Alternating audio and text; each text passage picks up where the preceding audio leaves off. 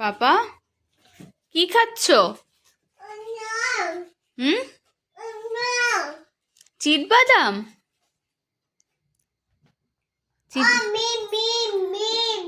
Cheat বাদাম খাচ্ছ? এটা মিম? এটা খেতে কেমন? কেমন খেতে? ইয়াম্মি! ইয়াম্মি খেতে? আম্মি আমায় একটু দেবে?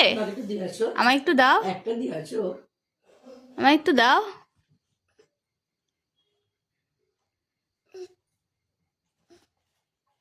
দাও।